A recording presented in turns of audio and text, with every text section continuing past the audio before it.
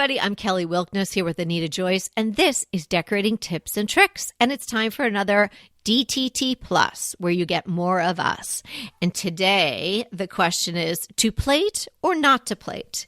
We're going to be dishing out tips and tricks, our thoughts on how to collect and arrange and hang plates on the wall. Well, you know I love a good plate. And even a chipped one. So this is just near and dear to my heart. And, you know, I really tried not to do plates on the wall at this house because I did them at the last house. And I held out for probably a year. And finally, I just couldn't stand it. I'm like, I am putting some plates on the wall. I can't help myself. It's such a great way to display something you love. And obviously you love it. I think plates are art, and even simple solid white ones can be artful. It adds a 3D dimension to your room, to your wall, and sometimes it is just the right thing. Well, that's right. I mean, it's really a nice way to add something that's not a print or a painting. So I like it for that reason, too, because it just looks a little bit different.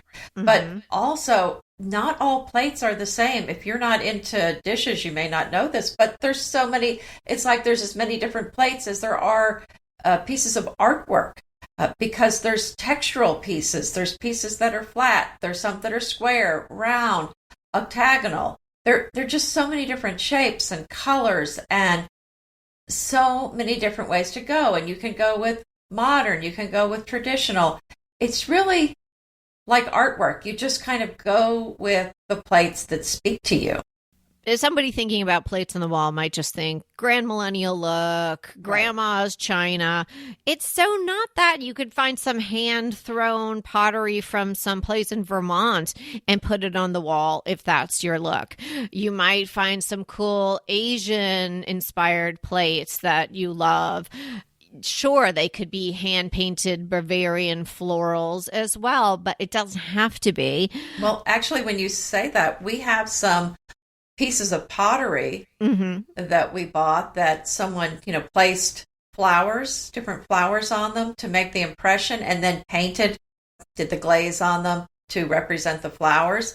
And I guess they're kind of loosely, they would be considered plates, but I have those on the wall, and really I would consider them more artwork. They're very much one of a kind. Gorgeous. But that's another example of a way that you can go a little bit different direction. And it's an affordable way to decorate. You can pick up plates at estate sales, thrift stores, as Anita said, even ones that have a little chip or a little crack. You might even want ones that have a little chip or a little crazing, a little crack somewhere. Particularly if they're super old, it adds to the interest. It adds the patina that we love. So it's such a fun way to just add a little personality in an inexpensive way. And as I mentioned, sometimes it's just the right little thing. Maybe if you had too many pieces of actual art, whether paintings or prints or something, framed in either rectangles or squares, okay, that looks great, but sometimes you need to break something up. Or maybe you have a painting that is on the smaller side, but so it maybe needs a little something to flank it, or it needs just a little something above it.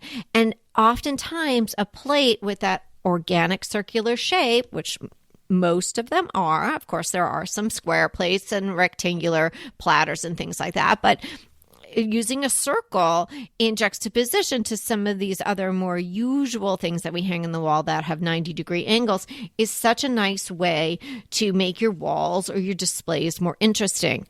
There's just so many different ways to decide how to do this, but one of the things that I like to do is to use similar colors. So I did finally, like I said, break down and do a plate wall around my fireplace. And it's actually kind of on both sides of the fireplace.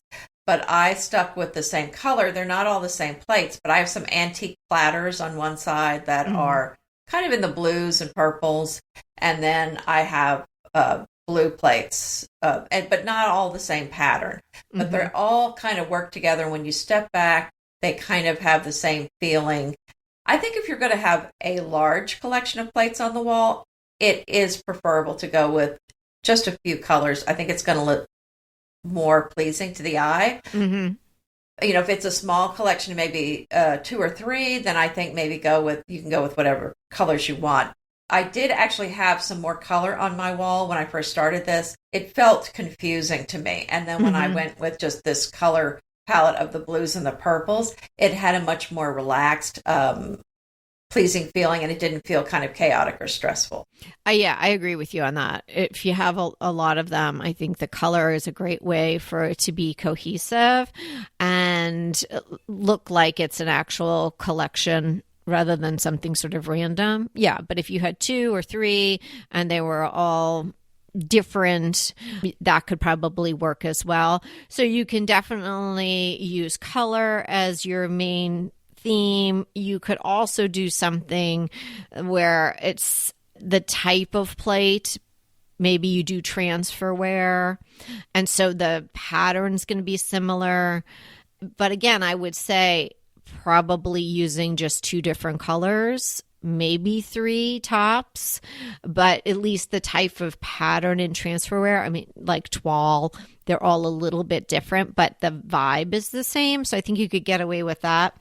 I collect black transferware, but it's kind of niche down, specifically more of a flow black. So it's kind of like the flow blue. Is that hard to find? Yeah, that's a lot harder to find.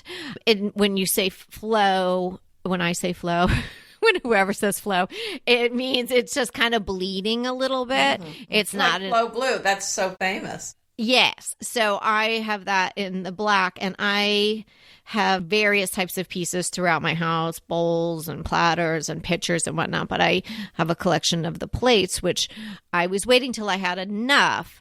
And then I was going to decide, okay, where I'm going to put them.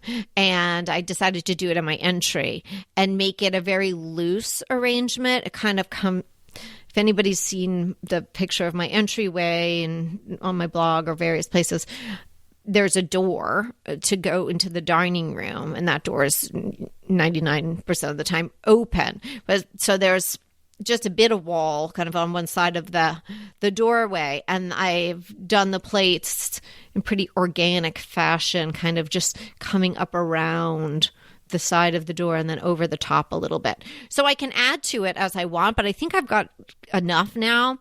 And then I started in the center with the bigger ones, and I kind of worked out to the smaller ones. I'm not that exacting when I'm hanging something on the wall. And that's probably why I don't like a hard grid. I just kind of feel my way, especially if the items are different sizes. So you want to just kind of feel your way. I like to just have them be spaced the same, so the same amount of wall space in between, and then of course the different size plates. You just kind of have to play around with it. This is difficult too, because if you're putting hangers on the back, they're not going to be the same distance from the top or the bottom of each plate, because you might not have them in exactly the same place, and you have different shapes and sizes. So yes, no drinking before you do this. Get a good night's sleep. Yeah. Mm-hmm. Right. So I think there's a lot to be said for that. So if you go with more of a free form, I think it's going to be a lot easier, because once you start going into, like you say, a grid, it gets much more complicated. And I would say what I did with mine, and I'll try to use that as the picture for this episode. Oh, good. I kind of have on the edges, I have columns of pieces, but each piece is a little different size. And I was kind of eyeballing it too, but then it looked really wonky on one side. So I had to be a little more careful about making sure it was lined up.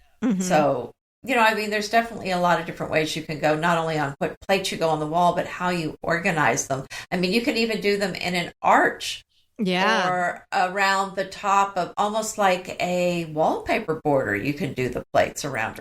Oh, yeah. Or like an arch over a headboard or straight across. I did the green cabbage plates around the top of my walls in my kitchen years ago. Oh, I love that. And it's a really great way to collect something that, unless you're looking for a very high-end, sought-after pattern or China company, it's pretty reasonable. And you can do the slow decorating, which is so great. You don't have to get them all at one time. In fact, you shouldn't, right? Like, I love that particular look, the flow black, but the images on each of the plates are different. There's different designs. There's different little things going on them. Lots of times there's, people, or there's buildings or gardens or something like that. So I love finding a different image and not just buying a whole bunch of the same one. They look great from far away, especially because the black with the white is pretty graphic. And then you get closer and you can see that they're all a little bit different.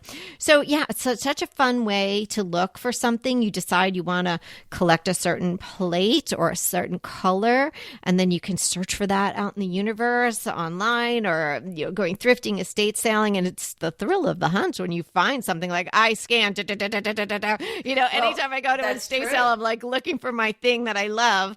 That's what I pass through first, and then because I want to make sure I grab it. Well, that is so true, because I collect the purple or lavender transferware. Some of it's French, some of it's English, but that is not easy to find because it's mostly blue, and especially with the French, they use this kind of blue-green on a lot of their pieces, so the lavender is very hard to find. So yeah, I get excited when I find one, and so I have several lavender platters, which are, like you said, very hard to find. So some of them I did find online, but yeah, if you have your favorite places to shop, and I will say you're probably going to find a better price if you find it in person, because they might be having sales. If it's online, the person's usually done some research. They know what it's worth. One time I found a stack of French lavender transferware plates for like, I don't know, $8 a plate, which is just insane. And of course I bought all of them. But the other thing you can do when you're collecting these plates is go with a specific pattern. And if you're going with very multicolored plates, I think this is a nice thing to do if you're going to do a big wall. And so you could add bowls, platters, the regular plates. You can use the salad, the dinner, the luncheon, and the saucers. So all these together will help you make a more interesting look, because if all the plates are the same size and the same pattern, I think it's going to look boring. So if you do go with the same pattern, I would switch it up and use some different sizes. Yeah. And another thing is that you can use the tops of tureens and whatnot. Oftentimes you can find a tureen that's maybe got that crack, or it's broken on the bottom, or it's just a loose top that doesn't go to anything, and you can get those for nothing. And I love those. I have several of those. And of course, the white ironstone. I have not displayed those necessarily on the wall, but I have a couple of those on a shelf in my laundry room, and they just look really cool. And lots of times the top might be just a really pretty shape, or I have one that's a shape of an acorn. So they're little works of art in and of themselves. You could also hang silver trays, and they do not have to be polished. And in fact, I like them non-polished. So you could have silver trays in place of plates. That's another item that you can hang on the wall. You can use the same type of adhesive backing to attach them. It will work on the metal as well. And another thing that you can come across, I find them quite often, is the dressing mirror trays. So it's a little bit of a offshoot of the idea of plates on the wall, but similar in the fact that it's like something people wouldn't necessarily think about putting on the wall. That's true. I have a few of those on this little wall in my dining room that kind of goes to the bay window. It was just like, what am I going to put here? And I had all of these. So I hung them on the vertical with twine. Oh. Yeah. So I have 4 of those. And then I found this thing, which was incredible. It's a wedding certificate. So they were the day these people got married, and it's in real ink, with an ink pen, their names and the date, and it was framed with some lace behind it. Someone probably made it, and it has a very similar gold type frame that one of these dressing table mirrors would have, and so I have that with them. So it's such a unique grouping. The dressing table mirrors, you can find them all over the place, and I don't think anybody's caught on to those yet, and so they're really pretty inexpensive. Wow, what a great idea. And another thing to think about when you're thinking about these plate walls is that it is not just for the kitchen or the dining room. But Peter says it's not for the bathroom.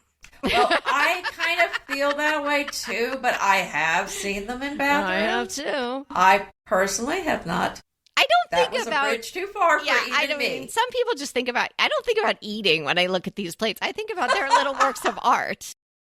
Well, and the other thing I was going to tell you, because you talked about them even being chipped, because I do have a lot of old ones that have crazing or chips on them or flea bites, and I kind of hate to serve somebody food on something that's kind of a damaged plate. Yeah. But if you put it up on the wall, especially if it's antique, it's easy for people just to ignore or kind of, accept, well, it's old. Of course, it's got a chip here or there. Right. And it's fine to put on the wall, but I don't use those to serve people with. So I did have a stack of purple plates that had been given to me that had a lot of damage on them. But they worked great on the wall, but I decided not to use them on the table. If you are new to this and you want to give it a try, but you're a little afraid to dip into patterns and colors and you're not sure, simple white plates look great too. I wouldn't put a stack of plates that you got at Target. Interesting white plates. There's milk glass that has sort of, will maybe have a ruffly edge or some sort of edging that's interesting. So you can look for plates like that if you just want to do something that's white and simple. And oftentimes, if you have a piece of artwork that you really want to focus on, but it is on the smaller side or the wall just seems a little big, but you want to put it there, it's great to flank it with either 2 plates or maybe you do 3 on the vertical on either side of this piece of art, and it can really fill out the space. And then people are looking at not only the beautiful art that's sort of the bullseye, but they're taking in the whole arrangement as kind of a unit. So it really feels like it's filling the space and the scale is right with the wall. So that's another option. Let's just talk quick about how you get them stuck on the wall. So I know Anita has a cool way of doing it. And then, of course, there's the adhesive ones that you can buy. The company I always have used is Leeds, Leeds from England. Well, I buy mine on Amazon. They're inexpensive and I buy a big box. And let me tell you something. These hangers that I use are so good. I put one on a plate and decided not to use that plate. And I had the hardest time getting that thing off. I thought it was not going to come off. Mm-hmm. So these are going to stick very well. And I was worried also because I have some large platters. Yeah. So I did end up using 2 hangers on there, but I'm not sure I really needed to because they have really good stick them on these. Yeah, they really do. You just, they're probably the same or similar. I don't know if it's the same company, but you wet the adhesive a little bit. You don't soak no, it. these are, has a little backing that you pull off and that sticks right on. Okay. But I'll include a link. They're really very good. Another reason for me to go to the show notes and check out what you're using. Didn't you have some bottle top or soda can top one time? I had some D-rings and you could use some Gorilla Glue mm-hmm. and just glue it directly on the back of the plate. Mm-hmm. And that would actually pop off with a butter knife mm-hmm. when you needed to take it off. I have used that. But these aren't that expensive, and I really like using these. I know these are going to stick, and I do let them, once I put them on, I let them sit overnight to make sure they're nice and cured. But I think I do the same. Work very well. Yeah.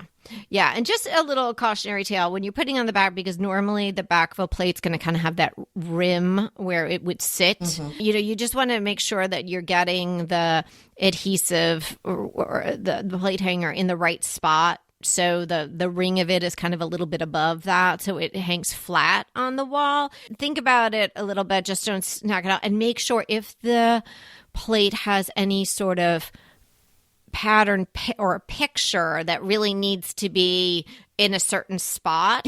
I don't want to stick the adhesive on and then my people are kind of on, they're on the horizontal. Excellent point. Yeah, so you kind of have to look at it, then I lay it down, and then I double check again before I put the adhesive on. But with the ones that I use, and it might be similar with yours, if you want to change the plate or you want to reuse it, you can reuse these. You can just get it off with, although they're very, they stick really well, and I haven't ever had a plate fall off the wall, but you can get it off by just letting it sit overnight in some soapy water. Oh, and then I have a whole little bag of ones that I've then dried out, and I reuse them with Gorilla Glue. But then you really have to be committed, because I don't think you could get the Gorilla Glue off. No, that's what I'm saying. I've gotten it off with a knife, but if you can't get yours off, don't blame me. because I'm recommending these other things. Yes, yes. But, something that looks really wonderful, a particular plate type that I think is great to use are Majolica plates. These have so much color. They're beautiful. And you can get a lot of different patterns that work well together. I mean, they're very colorful, but you can just kind of pull some that are going to work well together. That would be a very interesting look. In fact, I have my eye on some I'm thinking about. Well, you defined that not too long ago for us. So yeah, so everybody can listen back and to get the definition if they don't know what that is. And then, like you said, if you're going to put up a lot of plates, don't just start throwing them up there. You really need to know where everything's going to go before you start putting nails in the wall. So one thing you can do is clear that space in the floor right in front of the wall, kind of move the furniture out of the way. Measure how big a space you have on your wall and then mark that off with maybe painter's tape on your floor and then start rearranging there. And it'll help you kind of determine what's going to work and what is going to make you happy as far as the arrangement. Yes, and you could go as far as making circles out of parchment paper or something and then placing them on the wall to try to get the positioning right. Oh, that's true.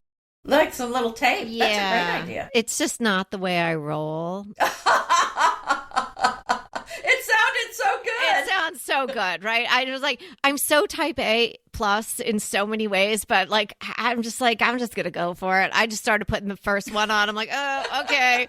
All right. Well, there might be a couple little extra holes under some of the bigger plates because I made a little mistake. But if you wanted to take the time and do that, you do have to remember, as Anita mentioned earlier, that plate hanger is not going to just be on the tip of the plate. So you have to, like you would measure when you're hanging a picture on the wall, if the little thing that's holding it is further down on the frame, you have to take that into account as well. So you know what we're talking about. Well, it's just... Right. And that TV show that you and I worked on, oh, yes. I worked on it before I worked with you on it, and I was decorating some rooms, and I decided to put some plates on the wall. But it's a TV show; you don't have all day, so you don't have all day.